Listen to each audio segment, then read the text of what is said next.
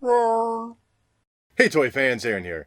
Tonight thought I'd take a look at a couple figures from the Disney Star Wars Resistance show, and that is the 2-pack of Yeager and Bucket. So let's head to that table and check these out. First up, we'll look at the card, and well, new show, new look. Gone is the solo branding, and what we have is a look that's in line with kind of the colors of the Resistance cartoon. Nice white background on the card with little swooshes of blue in there. Off to the side, you got an image of Yeager and also Bucket. Through the blister, of course, you see the two figures included. And then down at the bottom of that, you got the name tag for the two figures. And also a little sticker stating that this is seen on Star Wars Resistance. One thing to note here for the names is, well, it's got Jarek Yeager, which is correct. And then it's got Bucket, which he's known as in the show. But it does state R3B7. As it's been mentioned online, though, that his designation should be R1J5. Whether we'll see a correction to that, who knows? But something to just keep an eye out for, I guess. On the back side, everything's still what you're used to seeing. Top half is about the two figures, giving you a nice image of them. And then off to the side, a brief description about what they're doing in the show. Just below that, off on the right side, you got your two other figures that are also available in a 2-pack. And the rest of that bottom half is just a bunch of legal information. And now out of the packaging, starting with Yeager. It's a pretty simple looking figure, but they did a fantastic job both within the sculpting and the painting of it. The detailing of the sculpt is very representative of how he looks in the cartoon. And yes, as you can probably tell, these are done in the animated style. These are not like your real-world looking figures. But as I said, Hasbro did an excellent job translating how he looked from the screen into action figure form. Going in closer to the head sculpt, the detailing that they got for his hair and the way it lays looks fantastic. Nice expression captured in his face with a good paint job to the eyebrows, the eyes themselves, and even the painting to his beard. Everything just staying well within the lines here. As far as the chest of the figure, again, pretty simple, but very well done. You got some subtle wrinkling sculpted into the jacket, both through the arms and then also in the chest itself. You got a nice round emblem painted in on the right side of his jacket, and then maybe an ID tag or something, a little silver and black there off on his left side. Nice little bit of black painting around the collar and then running down the front seam of the coat. And then for the brown of the jacket, I will say, the brown should probably be matching up a little better than it is.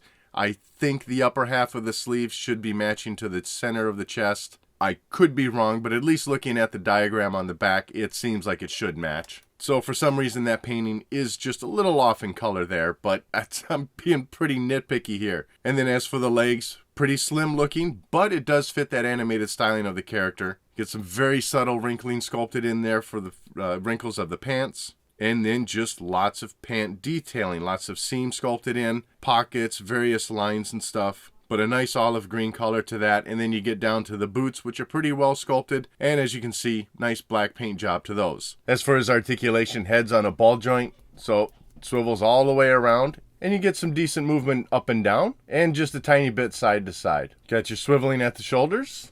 And then both legs come straight out, and they do go all the way back. As for accessories, he does come with two of them. And first up, we'll take a look at his helmet. Now, this is not going to fit over the head of the figure. Certainly with the way his hair is sculpted, and of course it's hard plastic, it's just not going to fit, and it would have to be obnoxiously large to do so. But what they did do for us is give us a ball joint on the helmet, so you pop the head off, and then you're able to snap the helmet on, and you're in business. The sculpting to the helmet does seem pretty accurate. The painting on the helmet, or at least mine, is just a little bit rough looking.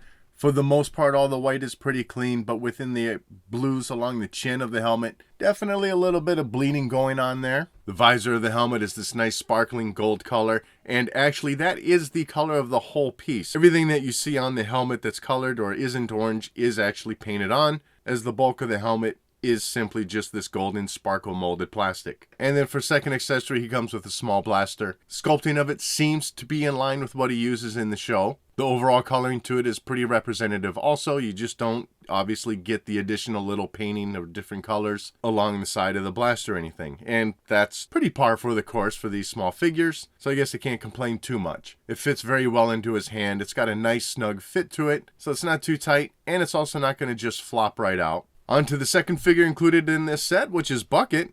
And you know, they did a really good job of translating this droid once again from the screen into action figure form. I don't recall the story behind this droid, why he's just so skeletal looking and cobbled together, but obviously he's got a pretty unique look. Just that little sensor port for the head and then the helmet that fits on over that. Now I don't think it's meant for the helmet to come off of the droid. I do think there's a dot of glue or something holding it in.